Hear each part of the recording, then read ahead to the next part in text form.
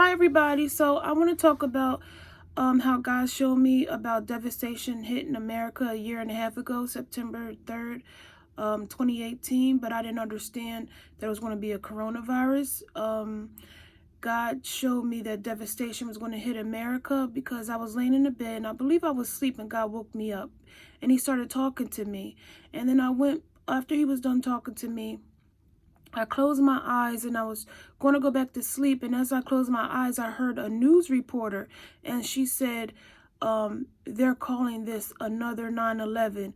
And after she was finished talking, instantly I knew that devastation would hit America.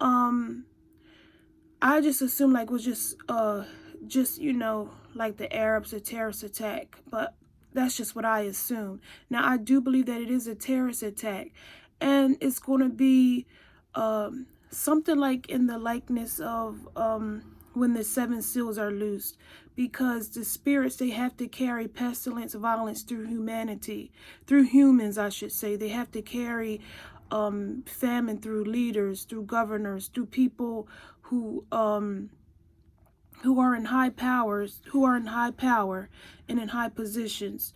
So you guys have to think about it. How did the serpent, how did this beast of the field, this animal spirit, how did he cause humanity to fall? Genesis, move.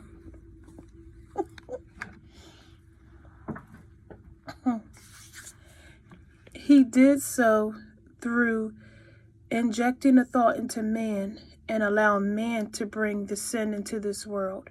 He didn't have the power to do it, but he had to use man to do it. So you guys understand that in order for a spirit to carry pestilence and all these different things, they need humanity. They need men. They need a vessel. You understand? Spirits always need a vessel. So God allowed this to happen, and he didn't cause it. If anybody's telling you that God caused this, that's a lie, because God would never try to hurt people, but he did allow this to happen. He's just using this also to show us of what's going to happen in Revelations chapter 6, what it means to be a horse, which is a spirit. And I talked about that before, that those horses, they're spirits. And the spirits and man are going to come together to spread sickness, disease, and all kind of other stuff here on the earth. So in saying that, I want to say this. I had a dream, and I had a dream, I believe it was not for sure, I think it was earlier this week or last week. Okay, right now it is April 2nd, 2020. So I had a dream, and in this dream, I was at my old childhood home, and I was upstairs in my old bedroom, and my brothers and sisters were there. And so I just remember seeing my brother Junie there. But there was this is going to sound a little bit vulgar, so I'm just going to be very honest when I tell you this dream, okay? I wasn't able to be honest on my Facebook page because sometimes people are not able to handle the truth, but I'm going to be truthful when I say it to you guys like this. So there was a man, it was my brothers and sisters, and there was these two people, two men. One was a smaller man and one was a bigger man. And the smaller man had a little penis, and the bigger man, this is not funny, I'm sorry, because it just sounds weird just saying it, okay? So I'm not laughing at it, I'm just laughing because it sounds funny saying it. So there was a bigger, not bigger, but he just taller, but we were all on the floor, okay? Nobody was standing up. But the two guys, they were kind of like, they had their legs stretched out. And the one guy, he had a red penis, and his penis was pretty big.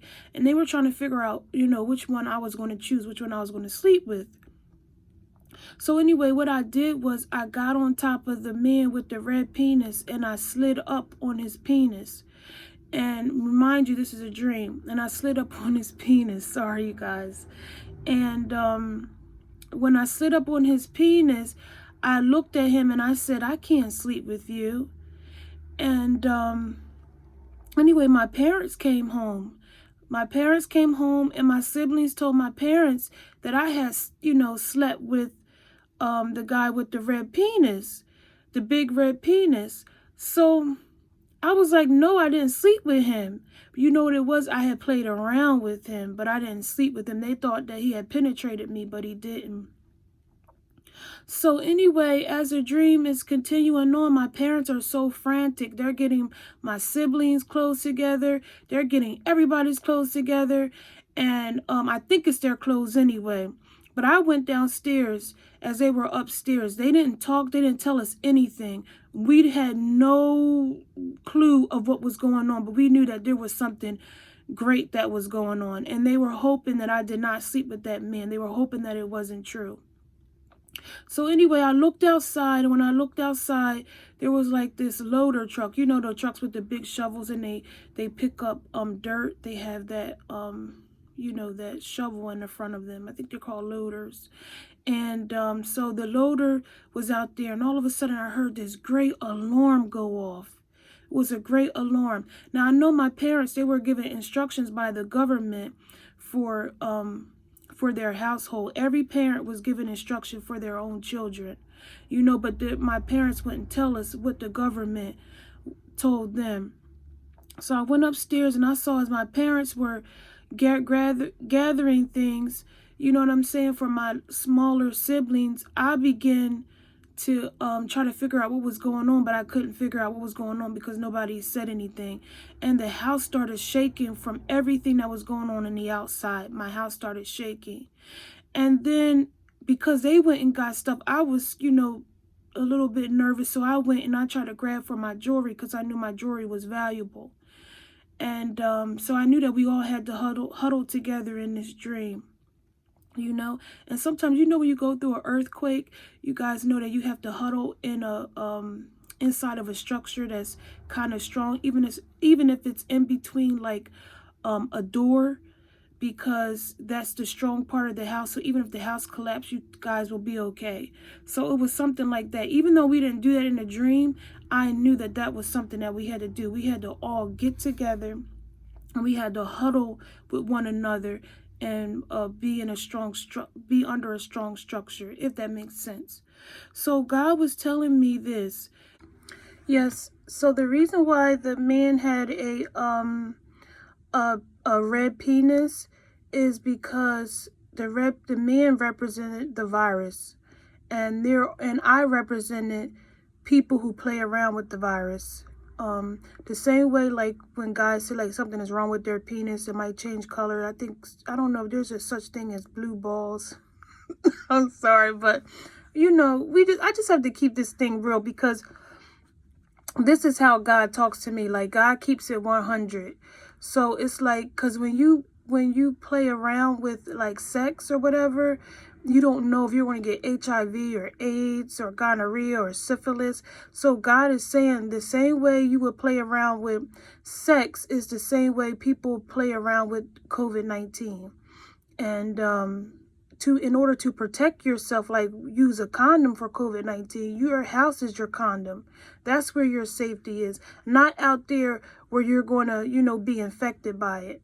Okay? And where you could spread this disease to those inside of your home. My old house, that is Pennsylvania, where I live, okay? I live in Pennsylvania. And my parents, they are the mayor and the governor, because they are the parents to Pennsylvania. And the White House president, Donald Trump, and whoever else is at the White House has given them instructions. And there's things that's going on surrounding this COVID-19 that they cannot tell us about. And, so there's a lot of things that the government will not be able to tell you. And that's what God was showing me in a dream. That's why my parents were doing all these preparations.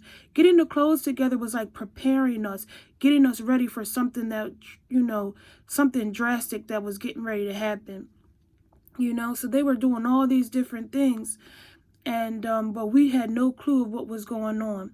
So God told me to do this video so I can tell you that you guys need to prepare.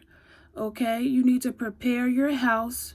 You know, wherever state you live in, you need to prepare, because there's certain things that the government is doing, and they're not going to tell us about it. And when they do decide to make drastic changes in order to eradicate the COVID-19, you need to be prepared for it. Just make sure you have like stuff in your house, like food or whatever. And I'm not saying go out there and be all crazy like everybody else, because if you're walking with God, God is going to cover you. But just don't be foolish, because you wouldn't jump on your stove if the stove was burning and say God is going to protect me. You wouldn't get up on a building and jump off of the building and say God is going to protect me. So certain things you just have to be mindful of. And God is telling me to tell you guys, like, stay in your houses. Like, do not go out. Don't jump into the fire and expect that you're not going to be burned because you're a Christian, because we have already been warned that COVID-19 is out there, and it could be airborne, you know? So, and what I mean by airborne, I mean more than what we know about it. Like you know that movie Airborne, something more so like that. So we just need to be careful of you know, of our households. And if you have kids, you don't want to go out there and then bring that stuff back to your children. You know, that's not fair for you to go out there. Now, if you're in the healthcare field and you have to work, I believe that God will cover you. Or if you do contract it, that he will restore you and keep you. And I pray that over your life in Jesus' name. Or if you're working like at a supermarket, or if you have to work because you're like, you know, in any type of medical field or any type of food production or whatever you're doing to you know, help to keep this country running. But for me, I'm really praying over my own state. I'm praying over the world, but I'm praying over my own state, because I believe that every state has a responsibility to come together as one and change things in their own state. Now, I am praying for the world, but I am praying for my state. And I'm telling you guys, you should pray for your state. We all should rally for change in our state. We all have to do this together, because a house divided against itself cannot stand. One person can't do one thing and another person is doing another thing, and we expect to stand. You will fall. And in order for this country to get back on its feet, we have to do things together. Like, eventually, like, we have to work. We have to do those things. So the best thing to do is just stay home. And then the people who are in the hospital, the people who do have COVID-19, they can be healed or whatever. We can, or the scientists, they could come out with this cure. And then once they give us the green light, then we can go out and know that we're not going to be attacked by this spirit, by this horse, by this terrorist attack that was brought onto us by some nation. I don't know what person did it, but I do know that it was an actual person, and it is a spirit as well. Because in order for Satan, hold on, yes? Nudie's kind of needs you to move Dad's car because he's sleeping and she's about to... I'm a prophet of this state, Pennsylvania. You are a prophet of your state, wherever you live, whether it's Florida, whether it's, or your country, whether it's Africa, wherever you come from. You have to govern that place through the power of God. You have to pray for